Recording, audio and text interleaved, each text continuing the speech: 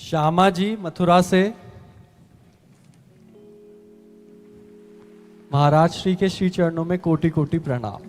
देह शांत होने के बाद 12-13 दिन का जो धर्म कांड क्रियाकर्म हो, जो क्रिया धर्म है जो गृहस्थ में होता है, यदि वो सब ना किया जाए और 15 दिन का अखंड नाम जप कीर्तन करवाया जाए तो क्या ये उचित है? सबसे ज्यादा जोर की बात है ये। हाँ 2-4 लड्डू खोए के मिला के देने से जीवात्मा को तृप्ति नहीं हो जाती। जिस समय उसके निमित्त से अगर 12-13 दिन नाम कीर्तन कर लो तो कहीं भी हो जाए उसका परम मंगल होगा। नाम सबसे बड़ी यज्ञ है। यज्ञों में सर्वश्रेष्ठ यज्ञ जप यज्ञ मैं हूँ, भगवान गीता में कहते हैं। और जप भगवत मंत्र का, भगवान नाम का जितना भी सूक्ष्म हो उतना अधिक होता है। कीर्तन जितना उच्च स्वर से हो उतना अधिक महत्व होता है। कीर्तन में साक्षात प्रभु पधारते हैं। 12-13 दिन किसी के नाम के प्रति कीर्तन किया जाए, निश्चित उसका कल्याण। इसमें ये बहुत अच्छा लगा। यदि ऐसा हो वो कोई भक्त ही कर सकता है। जैसे ब्याह हुआ पुत्री का तो भाई जी ने अखंड कीर्तन रखा और बारात के साथ अखंड कीर्तन चला, पंगत हुई, अखंड कीर्तन पूरा, मतलब नाम कीर्तन, कोई भी बीच में गाना बजाना नहीं, कोई बैंड बाजन, नाम कीर्तन, मृदंग मंजीरा, ये तो भक्तों के द्वारा ही होता है। सबसे बड़ा महामहिमा में प्रभु का नाम है। वो नाम की जय घोष हो रही, नाम की गूंज हो रही, उस जीव का परम मंगल होगा, इसमें कोई संशय नहीं। महाराज जी, किसी महापुरुष ने कहा कि श्री राम ने भी जब मानव अवतार लिया तो उन्होंने भी अपने पिता का पिंडदान किया। हाँ, लेकिन एक इसमें ध्यान देने योग्य बात है, भगवान जब अवतार लेते हैं तो जिस समय जैसा वेश होता है ठीक वैसी ही लीला करते हैं। मर्यादा पुरुषोत्तम भगवान जब अवतार लिए तो उन्होंने अपने चरणारविंद की भक्ति का भाव करके कभी जय श्री राम जय सुना? वो बात हनुमान जी से पूछो, समझ रहे हो ना। भगवान अवतार लेते हैं तो धर्म की स्थापना करते हैं, और जब भक्त अवतार लेते हैं तो भगवान की भक्ति की स्थापना करते हैं। ये भगवान की भक्ति की स्थापना की बात है। भगवत धर्म के महारस का अनुभव कराने के लिए भगवान का कृपा रूप ही संत जन होते हैं। वही भगवान जब एक वैरागी के रूप में अवतरित होते हैं, भगवान ऋषभ देव जी के रूप में वैराग्य धारण करते हैं, तो आप देखो उनका राज और उनका वैराग्य। वही श्री राम जी जब वनवास का स्वरूप धारण करते हैं तब आप उसमें देखो, बहुत प्रार्थना कर रहे हैं सुग्रीव जी, एक बार किष्किंधा में प्रवेश कर, उनका नहीं, आज्ञा है 14 वर्ष तक वनवास नहीं गए। आप देखिए, तो प्रभु वही लीला करते हैं जो वेश काछते हैं, वैसी बिल्कुल ठीक वैसी ही लीला करते हैं। तो इसलिए भक्त को भगवान ने कहा मोते अधिक संत कर लेखा, क्योंकि भगवान तो और धर्मों की स्थापना भी करते हैं, लेकिन भक्त केवल भागवत धर्म की स्थापना करते हैं। जो भगवान ने इशारा किया सर्वधर्मान परित्यज्य मामेकम शरणम ब्रज, इसकी पूर्ति, इसकी स्थापना भक्तों से होती है। भगवान तो सूत्र बोल दिए, लेकिन भक्त उसकी स्थापना करता है। और भगवान स्थापना करते हैं दुष्टों का विनाश करके धर्म की, और भक्त स्थापना करते हैं दुष्टता का विनाश करके भागवत धर्म की। दुष्टों का विनाश भक्तों के द्वारा नहीं होता, भक्तों के द्वारा दुष्टता का विनाश होता है। इसलिए भगवान ही वर्णन करते हैं, सातों सम में जग देखा, मोते अधिक संत कर लेखा। हाँ, तो भगवान नाम की प्रतिष्ठा उनके दास के द्वारा होगी। कभी सुना है भगवान को अपना नाम कीर्तन करते हुए? लेकिन कभी हनुमान जी के हृदय में देखा झांक के, रोम रोम राम रंग में रंगा हुआ है? कोई देखा चेष्टा? केवल राम नाम कीर्तन में, राम नाम चिंतन में, राम रूप में डूबे हुए। हमें अगर भक्ति की बात करनी है तो हमें श्री हनुमान जी के चरणों की तरफ देखना होगा, क्योंकि भक्ति की स्थापना करते हैं। अगर धर्म की बात करनी है तो भगवान श्री राम की तरफ देखो, क्या धर्म है किसका, वो स्वयं आचरण। भाई के प्रति भाई का क्या धर्म, एक पुत्र का क्या धर्म, वो एक राजा का क्या धर्म, एक प्रजा का क्या धर्म, पूरा का पूरा प्रभु ऐसे आचरण करके दिखा रहे। समझ रहे ना। रामवीर जी महाराज श्री के श्री चरणों में कोटि कोटि दंडवत प्रणाम। महाराज श्री से प्रार्थना है कि मुझे ओम नमो शिवाय का जप करता हूँ। अब 1 साल से YouTube के माध्यम से आपसे जुड़ा हूँ। मेरा मार्गदर्शन करें कि मैं राधा नाम जप करूँ या शिव जी का ही नाम जप करूँ। मेरी यह दुविधा दूर करें। दुविधा नहीं है, यदि अंदर से शिव प्रेरणा हो रही कि आप राधा नाम जप करो तो शिव भक्ति का फल है श्री प्रिया प्रीतम के चरणों का प्रेम होना। नरसिंह मेहता जी भगवान शिव के चरणों के पूर्ण आश्रित हो गए तो साथ ही लेके गए, साक्षात रास बिहारी ठाकुर के रास में प्रवेश दे दिया, सीधे रास में। तो ये जब प्रसन्न होते हैं, मानो पंचाक्षरी मंत्र जब फलीभूत हुआ तो आपको राधा नाम महिमा सुनने को मिली और राधा नाम में प्रियता बढ़ रही है। अब दुविधा की बात नहीं, ये शिव कृपा की बात है। आपके ऊपर महादेव प्रसन्न हो रहे हैं और राधा नाम में आपको अग्रसर कर रहे हैं, तो आप विश्वास करके वो राधा नाम की तरफ बढ़े। उनकी कृपा का स्वरूप यही है, जिस पर वो प्रसन्न होते हैं तो अपने हृदय का प्रेम दे देते। ठाकुर के हृदय का प्रेम है श्यामा श्याम, महादेव ठाकुर के हृदय का प्रेम है श्यामा श्याम। ऋतु सखी दिल्ली से, सतगुरुदेव भगवान के श्री चरणों में प्रणाम। गुरुदेव, मुझे पता नहीं था कि एकादशी व्रत का उद्यापन करते हैं। दीक्षा से पूर्व मैं श्री जगन्नाथ धाम गई थी, तब एकादशी का दिन था। वहां मैंने महाप्रसाद पाया था और उसके बाद कभी व्रत नहीं रखा। इस बात को 4 माह हो गए हैं। हाँ, कोई बात नहीं। इसमें ये कोई है नहीं, ऐसा नहीं कि उद्यापन नहीं कर, सब उद्यापन हो जाता है जब हम सच्चे शरणागत बन जाते हैं, प्रभु की शरण में हो जाते हैं। यही सब व्रतों का फल, सब नियमों का फल है। हमारे वृंदावन के रस में डूबे हुए रसिकों ने एकमात्र लाडली लाल के चरणों के अनुराग की उपासना को स्वीकार किया है। इसलिए व्रत, नियम, संयम सबकी पूर्णता लाडली लाल के चरणों में। सतत 8 पहर उनकी सेवा, उनके नाम रूप लीला का चिंतन करते रहना। जो रूखा सूखा है उनको भोग लगा के उनका उच्छिष्ट पाना, ऐसी भावना से यहाँ के रसिक जन चलते। कोई देखो खास बात नहीं, उद्यापन से क्या खास बात नहीं। हम कोई फल का अनुष्ठान, एक होता संकल्पित अनुष्ठान, उसमें करने का विधान भी बनता है। जैसे अम्बरीश जी ने संकल्पित लिया कि ऐसा करना है। अगर हम नियम पूरा नहीं करते तो फिर संकल्प टूटता है। वो संकल्पित अनुष्ठान, और हमारा पूरा का पूरा संकल्प है कि हमारी एक एक श्वास प्रिया प्रीतम के चरणों में समर्पित हो। वो हम चाहे भूखे हैं तो, खाए हैं तो, हम पवित्र हैं तो, अपवित्र हैं तो, हम यौवन हैं तो, वृद्ध हैं तो, बालक हैं तो, उत्तम कुल के हैं तो, अधम कुल के हैं तो, पढ़े लिखे हैं तो, नहीं पढ़े लिखे तो, कैसी भी परिस्थिति में हमारी एक एक श्वास प्रिया प्रीतम के नाम है। और इससे बढ़कर कोई स्थिति नहीं, इससे बढ़कर कोई उपासना नहीं, हमें यही पहुंचना है। सब फलों का फल यही है। आगे ये कह रही है, मुझसे एक गलती, एक अपराध बन गया है। शरीर अशुद्ध अवस्था में था, मुझे याद नहीं रहा और मैंने गुरु मंत्र का जप कर लिया। गुरुदेव मुझे क्षमा करें। ये भी कोई खास बात नहीं है, ध्यान देने का विषय है। जब हमें स्मृति ही नहीं है तो हमें तो साधना का फल मिल रहा है। ध्यान देने की बात है, अंदर की बात है, सर्वज्ञ प्रभु जानते हैं। यदि हमारी मंत्राकार वृत्ति दूर ही, हमें पता नहीं, फिर शौचालय में एकदम ध्यान आया कि हमारा शरीर, तो उसी समय से बंद कर दिया, नाम चलाने लगे, लेकिन उसका कोई अपराध नहीं लगेगा। क्योंकि सही माने में साधना का फल यही है कि हमें बाह्य शुद्धि न रह जाए कि शरीर क्या कर रहा है, प्रिया प्रीतम के प्रेम में डूब जाए। अगर एक क्षण के लिए ऐसी स्थिति आई है और आपको होश नहीं है, वो कोई अपराध नहीं है। मनाओ कि ऐसी स्थिति बनी रहे कि होश ही ना आवे, इस मलमूत्र के भांड का होश ही ना आवे, केवल प्रिया। ये सब वहां तक पहुंचने के लिए है। वहां जब पहुंचे तो फिर इसका कोई महत्व नहीं रहता, कोई सच्ची बात, कोई महत्व नहीं रहता। ये तो केवल वहां तक पहुंचने के लिए है, क्योंकि शरीर के प्रति हमारा जो राग है, इसलिए पवित्रता का विधान। नहीं तो हम सदैव पवित्र ही रहते हैं। चेतन अमल सहज सुख, हमारा स्वरूप पवित्र ही है। कभी ऐसा हो तो उसमें खेद न करें कि हमसे अपराध। जहां तक हम चेतना है वहां तक निर्वाह करें। जब चेतना रहित हो गए तो उसका फिर कोई विषय नहीं। आगे ये कह रहे हैं, प्रभु मेरे साथ हैं, इस बात से मैं निर्भय और आत्मविश्वासी बन गई हूँ। गुरुदेव, क्या ये बात दैन्य होने के विपरीत है? नहीं, इसकी ठसक होनी चाहिए। इसमें दैन्यता नहीं, इसमें ठसक होनी चाहिए। हमारी लाडली जी, हमारे प्यारे, देखो कैसे बात कर रहे हैं सनातन जी।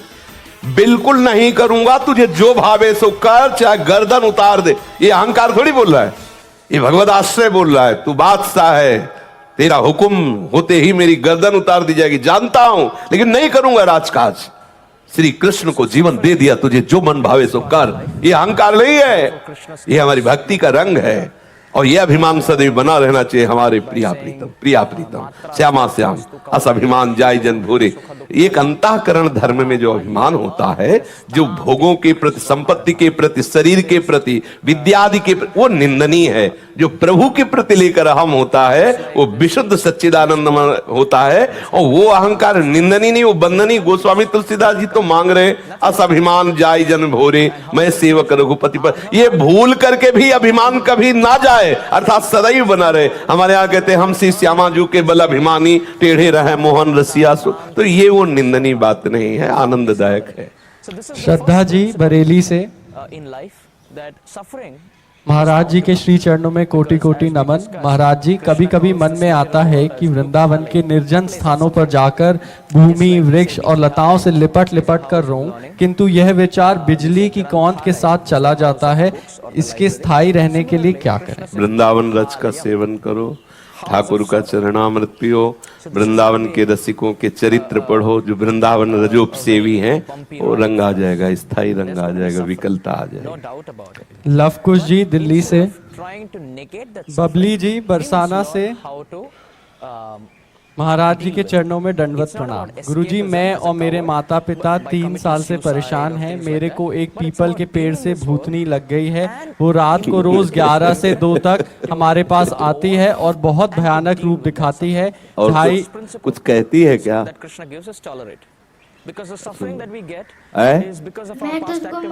तो तुम कहा करो मैं तुझको तार दूंगी, मैं लाडली जू की नगर की हूँ, लाडली जू की हूँ, तू कैसे मार पाएगी?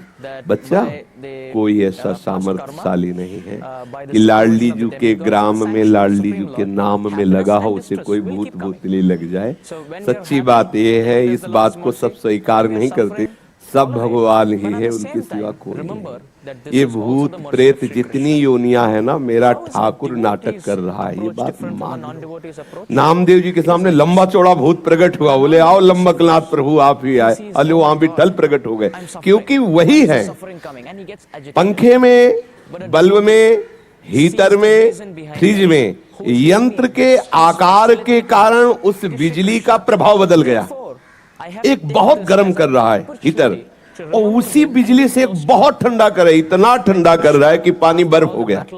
एक है जीवन दान दे रहा है, छू जाओ तो जीवन ले ले, वही बिजली। बिजली में कोई अंतर नहीं। ऐसे ही श्री कृष्ण रूपी बिजली सब अनंत ब्रह्मांडों में व्याप्त है। हम उधर देखें, जब कोई भयावह स्थिति आवे उस समय आप चिंतन करो मेरे प्रभु पधारे हैं, बिल्कुल नहीं। और ये तुम विश्वास कर लो कि राधा किशोरी के नगर में जन्मी, उनकी सखी हो, और राधा राधा जिह्वा से कहो, कोई छू नहीं सकता। बच्चा, बिल्कुल कोई नहीं छू सकता। आज से तुम डरना मत, पक्का?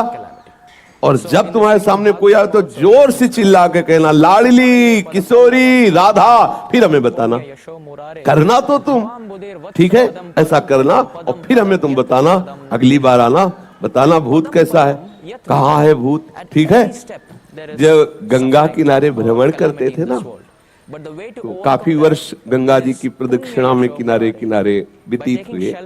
नई अवस्था, तो जैसे कभी मन भयभीत करता ना कि यहाँ स्मशान है, कुत्ते लाश खा रहे हैं, कोई साथी ने बड़ा संन्यास मार्ग में, तो तत्काल चिंतन आता, जब सर्वम खलमिदम ब्रह्म, तो भूत की सत्ता कहाँ है?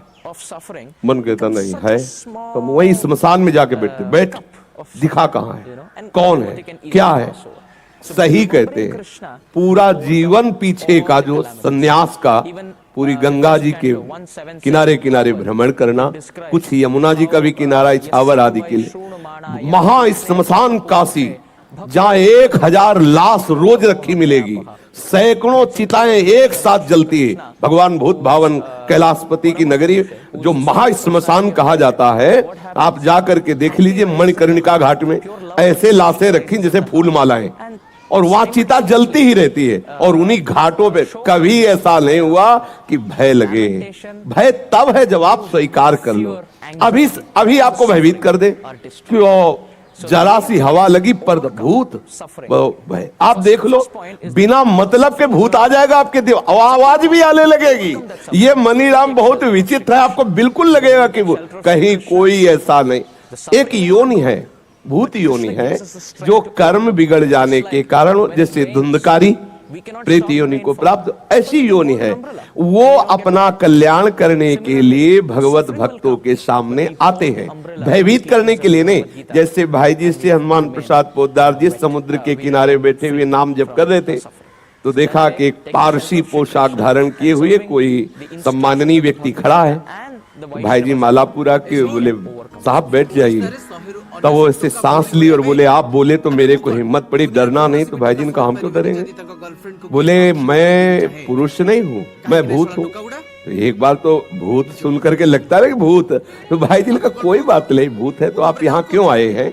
तो उनका मुझे पता है कि यदि आप चाह लोगे तो मेरा उद्धार हो जाएगा। तो उनका आप बताइए फिर आपका उद्धार कैसे होगा। मैंने जो भी भजन साधन जो भी शास्त्रों का स्वाध्याय किया, आप बताइए मैं उससे मार्ग ढूंढ। तो उनका गीता पढ़ने से मेरा उद्धार नहीं होगा क्योंकि गीता मुझे कंठस्थ है, भागवत पढ़ने से मेरा उद्धार नहीं होगा क्योंकि भागवत मुझे कंठस्थ है। मैं कोई साधारण प्रेत नहीं हूं, मैं प्रेत लोक में भी बड़े सम्मान से रहता हूं। तो थोड़ी बात बिगड़ गई है, इसलिए मैं प्रेत योनि को बन गया हूं।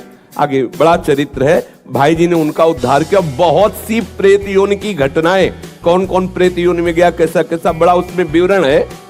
तो ये एक प्रेत योनि है जो उनके कर्म बिगड़ जाते हैं। जैसे नंदगांव में गुफा में एक संत भगवान भजन करते थे, तो पीछे से आवाज आई बाबा थोड़ी जूठन दे दो। तो मुड़ के देखा कोई दिखाई नहीं दिया, एक कुत्ता दिखाई दिया।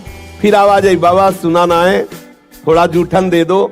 फिर मुड़े कौन हो, तो बोले ये जो कुत्ता दिखाई दे रहा मैं कुत्ता नहीं हूं, मैं प्रेत हूं। और तुम प्रेत हो कैसे आए, बोले मैं नंदगांव में नंदालय में ठाकुर सेवा करता था, ठाकुर जी के लिए अमनिया भोग आया, बिना भोग लगाए उसका प्रयोग कर लिया, उस अपराध के कारण मैं प्रेत बना हूं। मैं तुम्हारे पीछे कुत्ता का रूप धारण करके इसीलिए आ रहा हूं कि यदि तुम थोड़ी रोटी खा के जूठन दे दो तो मेरा अपराध खत्म हो जाए और मैं मुक्त हो जाऊं। बाबा ने कहा तुरंत लो तो संत जन कृपालु। तो ऐसा होता है, कोई न कोई कर्म बिगड़ जाने से ऐसी स्थिति आती। पर यह विश्वास रखना, हम अपने जीवन के अनुभव की बात कहते हैं, ऐसे टच नहीं कर सकता कोई। त्रिभुवन में चाहे जितना बड़ा ब्रह्म राक्षस वेताल कोई भी हो, कोई स्पर्श नहीं कर सकता। यदि आप नाम जापक हैं, चाहे वो राधा नाम कृष्ण नाम कोई नाम जप कर रहे हो, नाम जापक को स्पर्श नहीं कर सकता। ऐसे कई घटनाओं में हमको दिखाई दिए हैं, ऐसा देखा है, और निर्भय होकर, कोई भय नहीं लगा, ऐसा देखा। जैसे एक बार 3 बजे हम शौच के लिए कमंडल उठाया, तो जंगल में जाना होता था, कोई शौचालय की ऐसा, वो तो अभी कुछ वर्षों से शौचालय का ऐसी व्यवस्थाएं बनी नहीं। तो ग्रामीण आदि देशों में कहीं शौचालय पूरे नगर में नहीं होती थी, वो तो अभी व्यवस्थाएं हुई। तो कमंडल लेकर शौच के लिए निकले, तो देखा कि गांव के बाहर एक नववधू लोटा लिए शौच के लिए जा रही। तो हम खड़े हो गए कि ये जिस दिशा को जाए उससे विपरीत दिशा में हम, वो खड़ी हो गई। फिर विचार किया कि हमें लगता है ये यहीं शौच में बैठना चाहती, तो हमने रफ्तार बढ़ाई। जब रफ्तार बढ़ाई तो देखा कुछ दूर आगे जा रही, तो लगा कि ये तो पीछे खड़ी थी, आगे। हमारा ये था कि हम कभी डरने वाली स्थिति में अपने को नहीं खड़ा करते हैं। हमारे मन में आया नहीं ये मेरा भ्रम है, वो हमसे आगे निकल गई होगी। जब वो आगे गई तो हम पीछे मुड़े तो देखा हमारे दूसरे रास्ते में खड़ी। अब हमें पक्का विश्वास हो गया कि ये कोई स्त्री नहीं है, कोई पतित आत्मा है जो इस रूप में है। तो जोर से भगवान नाम उच्चारण खत्म किया, ना कोई भय और ना वो हमें दोबारा दिखाई दी। तो हमने जीवन में देखा है कि अगर कहीं ऐसी प्रेत आत्मा आदि हो, वो आपको परेशान नहीं कर सकती। आपको जैसे गोकर्ण के सामने धुंधकारी प्रकट हुआ, कभी वो अग्नि बनता, कभी वो ये बनता, कभी भेड़ बनता, कभी सिंह, समझ गए अधोगति को प्राप्त। लेकिन कोई ऐसा नहीं कि उनका अनिष्ट करे और रो के कह रहा था कि मेरा उद्धार कर दो, मेरा कल्याण कर दो। तो ये प्रेत आत्माएं भगवत धामवासी, भगवान नाम जापक वैष्णवों के प्रति अपना कल्याण करने के लिए आती है। किसी को भी कभी घबराना नहीं चाहिए। यदि कभी ऐसी परिस्थिति हो तो उच्च स्वर से नाम कीर्तन करने लगना, विश्वास करना, तुम्हें छू नहीं सकता कोई। ये हम इसलिए सत्ता नहीं मानते। जैसे कभी कोई प्रश्न करता है तो कह देते मेरे भगवान ही भूत रूप में आए। ये एक स्थिति है, एक भावना की स्थिति जो सत्य भावना है। वासुदेवा स्वरमिति, तो सब प्रभु ही है और सच्ची बात सब प्रभु ही है। लेकिन ये जो अगर हम उस स्थिति को नहीं पहुंचे तो पक्का समझ लो कि अगर प्रेत योनि का कोई भी जीव तुम्हारे सामने आता है और तुम भगवान नाम जप कर रहे हो तो तुम्हें कभी परास्त नहीं कर सकता। जहां कहीं भय लगे तो उस समय ना भयभीत होना, ना मौन रहना, चिल्ला के बोलना राधा राधा राधा राधा, ठाकुर वहीं खड़ा मिलेगा। और जहां ठाकुर हो वहां किसी की और ठकुराई चल नहीं सकती, इसलिए निश्चिंत रहे।